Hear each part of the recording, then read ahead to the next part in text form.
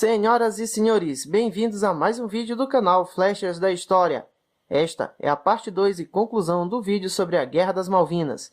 Antes de começar, já deixe seu like e se inscreva aqui no canal para ajudar no nosso crescimento.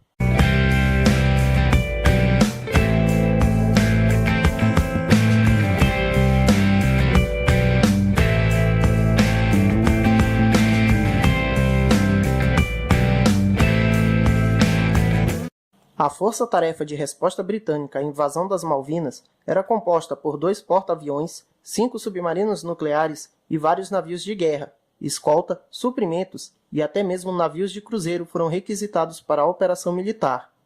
O objetivo era recuperar ilhas que estavam a mais de 13.000 quilômetros de distância da capital, o que dificultava a logística da operação e tornou o trajeto dos cerca de 127 navios mais difícil. O governo de Londres recebeu ajuda militar de países como os Estados Unidos, Nova Zelândia e França, com materiais, treinamento e informações. A União Europeia e a ONU apoiavam politicamente o Reino Unido na contraofensiva e o Brasil assumiu uma postura de neutralidade sobre o conflito. As manifestações internacionais não surpreenderam os argentinos, porém, eles não esperavam uma resposta armada por parte dos britânicos, fazendo com que poucos planos para a defesa do arquipélago fossem feitos.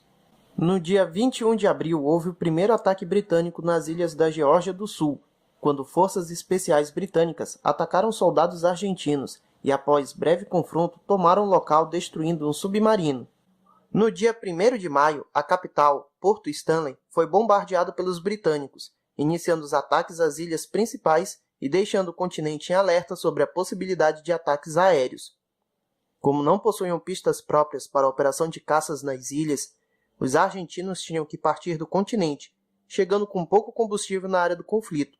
Isso os deixava em difícil situação em relação aos britânicos, que operavam a poucos minutos de seus porta-aviões. Ainda no dia 1º de maio, os conflitos aéreos também começaram, causando a destruição de 2 aviões argentinos. Para a surpresa de todos, os aviões argentinos do modelo francês Mirage 3 eram derrubados pelos caças Harriers britânicos mais lentos. A justificativa era que os argentinos faziam voos mais longos, com perda de combustível e cansaço, enquanto os pilotos britânicos operavam perto de suas bases e estavam menos desgastados. Essa diferença levou à perda de 10 aviões de caça britânicos contra 35 caças dos argentinos. Os números da guerra aérea no arquipélago levaram à destruição de cerca de 60% das reservas humanas e materiais da Força Aérea Argentina nos 2 primeiros meses do conflito. No dia 2 de maio, um navio nuclear britânico atacou e afundou um navio argentino.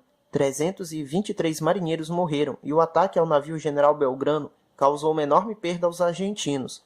2 dias depois, o navio britânico foi atacado e destruído pelos argentinos, causando a morte de 23 marinheiros.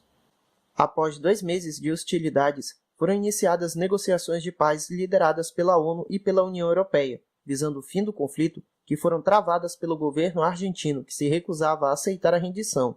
Diante da recusa argentina, os britânicos deram início aos desembarques anfíbios nas ilhas principais, no dia 21 de maio, com 4.000 militares britânicos recebidos por fogo argentino. No dia 27 de maio, se iniciou a batalha terrestre mais sangrenta da guerra, conhecida como Batalha de Goose Green, quando 690 britânicos atacaram uma base de 1.080 argentinos. A batalha durou um dia inteiro e causou a morte de 50 argentinos e 18 britânicos. No dia 29 de maio, após os britânicos terem perdido um caça de apoio aéreo, os argentinos se renderam. A partir desse dia, houveram diversas batalhas menores. Os britânicos vinham ganhando cada vez mais território. Um reforço adicional de 5.000 homens garantiu novos ataques às posições argentinas, já em clara desvantagem. Os argentinos aumentavam os ataques aos navios britânicos, tentando abrir espaço para mandar mais homens e suprimentos ao arquipélago. Esta iniciativa levou à morte de 56 marinheiros e deixou centenas de feridos do lado britânico. O final de maio e início de junho foi marcado por ataques aéreos argentinos e combates nos céus das Malvinas, deixando mortos e feridos dos 2 lados, porém, deixando os argentinos encurralados na capital, Porto Stanley. Em 11 de junho, os britânicos iniciaram os ataques para tomar a capital na primeira fase contra posições defensivas, resultando em grandes perdas para ambos os lados. Em 13 de junho, a segunda fase do ataque teve início. Blindados e artilharia pesada dos britânicos levaram à rendição definitiva à Argentina 24 horas após o início dos ataques. A rendição oficial foi assinada às 23 horas e 59 minutos do dia 14 de junho. Após 74 dias de conflito, foram mortas 907 pessoas, das quais 3 eram civis. Os argentinos perderam 649 militares e tiveram 1.650 feridos. Do lado britânico, houveram 255 mortos e 777 feridos.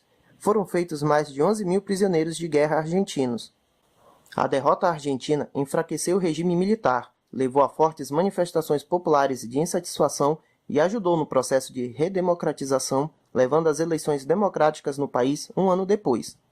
O governo britânico da primeira-ministra Margaret Thatcher saiu amplamente fortalecido, e aquela que passou a ser chamada de Dama de Ferro, devido seus esforços para recuperar as ilhas, conseguiu se reeleger nas eleições seguintes.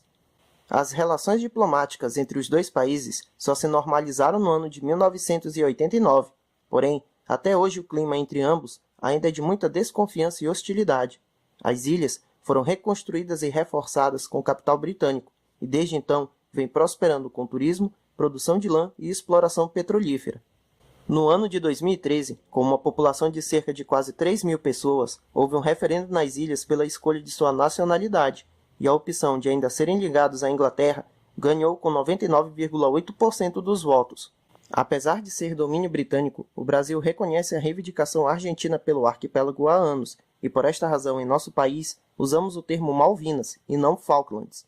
37 anos depois do fim do conflito, o tema ainda é sensível na Argentina e tratado como assunto de Estado, gerando climas desconfortáveis com o Reino Unido.